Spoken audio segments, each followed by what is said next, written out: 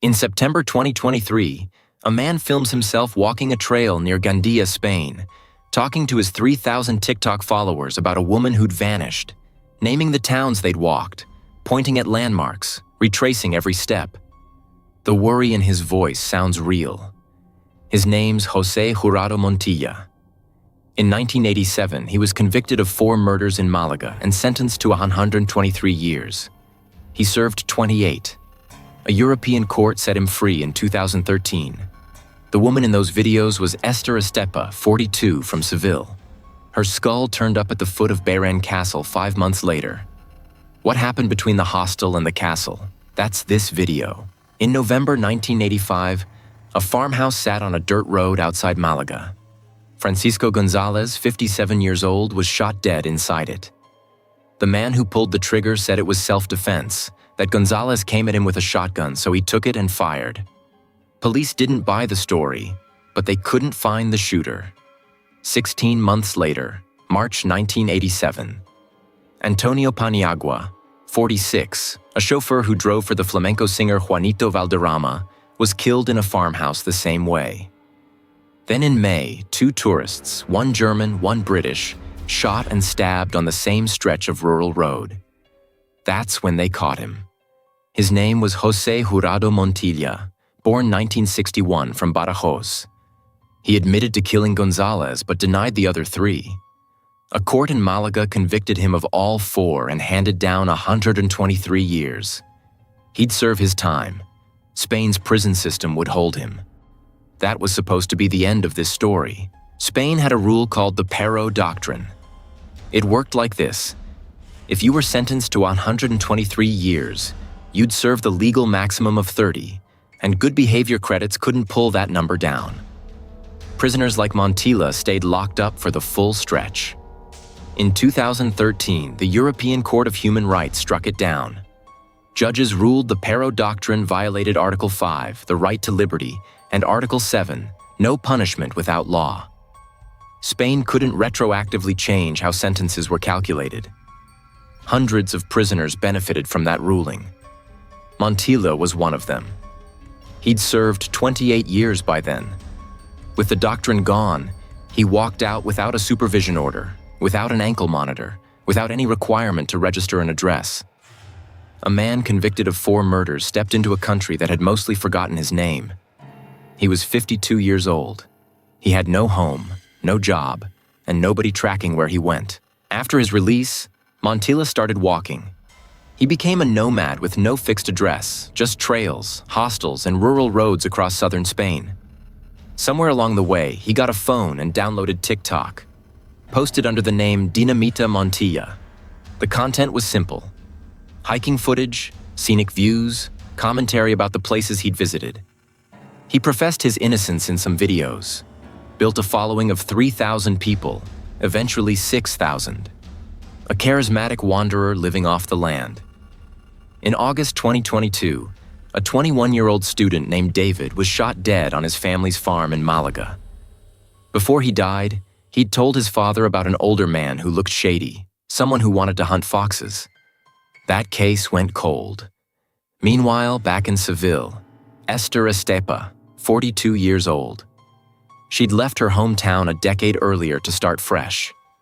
Dated a man named Marcelo. In 2022, Marcelo was arrested for domestic violence against her.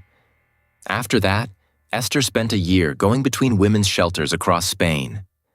By summer 2023, she'd landed at a shelter in Mutxamel near Alicante. Made 2 close friends there, Elena and Encarni.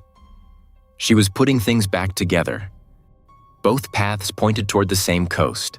They met in a hostel lobby in Alicante. Montilla was passing through. Esther was staying nearby. They got to talking, and within days they were hiking together along the coast. On August 22, 2023, they walked 37 kilometers from Dinamita to Gandía.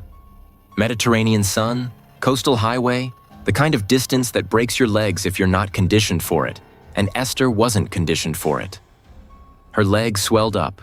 She developed a severe headache. Montilla called an ambulance. She was taken to the Korea Medical Center in Gandía. A doctor there would later tell investigators that Esther arrived with a man matching Montilla's description. According to that doctor, Esther wanted to stay overnight. Instead, she was made to leave the facility with the man who'd brought her. Discharged at 4:30 a.m. on August 23rd. That's the last confirmed sighting of Esther Estepa alive. A medical center lobby, an early morning discharge, a man waiting at the door. Everything after 4:30 a.m. comes from texts sent on her phone, texts her family says she didn't write. On August 23rd, Esther's mother Peppa gets a text from her daughter's phone. Something's off about the words. Raquel, Esther's sister, sees the messages and knows immediately. Esther didn't write them. She knows how her sister talks. This isn't how her sister writes. More messages follow over the next days. WhatsApp this time. They claim Esther's in Buenos Aires, traveling with friends, planning to start a new life. Peppa calls the number back and gets no answer. Tries again the next day, same result. On August 26th, the family files a missing person report in Alicante. Police take the report but lean toward the simplest explanation. Esther left on her own. She had a pattern of changing cities. Maybe she wanted to disappear. Then September 8th. Peppa's phone rings. A man introduces himself, says he ran into Esther at a hostel in Alicante weeks earlier. He offers to help find her. He says the last time he saw Esther was August 21st. That date is wrong by at least 2 days. He was with her at the medical center on the 23rd. The man on the phone is Montilla. Montilla started posting TikTok videos about Esther's disappearance. He rewalked the routes they'd hiked together, filming himself along the same coastal trails between Dinamita and Gandía. Pointed at the same landmarks. Told his followers he was worried. Asked anyone with information to come forward. In one video, he claimed a woman had contacted him saying she'd spotted Esther. None of it checked out. His followers watched. Some shared the videos. A convicted killer was running his own search campaign on the same platform where he'd built his persona, and nobody in his audience knew his history.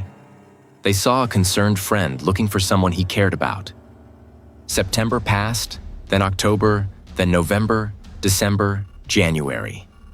5 months with no body, no arrest, no lead, the police were willing to share publicly. Peppa kept calling. Raquel kept pushing. The Alicante police investigation moved at its own pace. The family had nothing to do but wait and watch Montilla's videos pile up in their feeds. Each one a performance they couldn't prove was fake. February 2nd, 2024. A tour guide walking near Bairén Castle in Gandía spotted something at the base of the mountain, close to the N332 highway. A human skull, half buried in the dirt. Police recovered it. DNA testing confirmed what the family already feared. Esther Estepa. Over the following weeks, investigators found roughly 60 bone fragments scattered across the hillside, along with some of her personal belongings. An autopsy determined 2 things. She'd been struck in the head with a blunt object. She'd been sexually assaulted. Investigators went back to Montilla's phone. What they found ended the ambiguity. Photos and videos of a body in a sleeping bag stored on the device. Location data showing he'd been in the area around Gandía long after he'd told everyone they'd parted ways on August 21st. And the WhatsApp messages Peppa received, sent through Montilla's own Wi-Fi hotspot. Then came the second case. DNA collected from a backpack at the scene where David, the 21-year-old student, was shot dead on his family's farm in Málaga in August 2022. It matched Montilla. He hadn't just killed once after his release. He'd killed at least twice. Montilla didn't have an apartment, didn't have a registered address. He lived on the road, slept in hostels and on trail sides. For most fugitives, that kind of rootlessness makes them hard to find. But Montilla had a problem. He'd been posting his location to 6,000 followers for years. Police scraped his TikTok account, analyzed the backgrounds of his videos, cross-referenced landmarks and business signs with GPS data, narrowed him down to a region near the Spanish-Portuguese border. In May 2024, officers found him sitting in a sports bar in a small town near the border. He was arrested on the spot, formally charged with 2 counts of homicide, Esther Estepa and David. He denied both charges. Montilla is currently in preventive detention, awaiting trial. He's 63 years old. He's been convicted of 4 murders, charged with 2 more, and spent 28 years in prison between the first set and the second. The system that freed him in 2013 was the same system that had put Esther in a shelter in 2022. Both worked exactly as designed. Neither anticipated the other. Esther's family still marks August 23rd. That's the date they count from. In March 2026, Netflix released a 2-part documentary about the case. It reached #1 worldwide within a week. Millions of people watched the TikTok videos Montilla had posted, the ones where he walks the trail, points at landmarks, and asks strangers to help find a woman he says he's worried about. 6,000 people followed him while he was doing it. Not one of them knew who he was.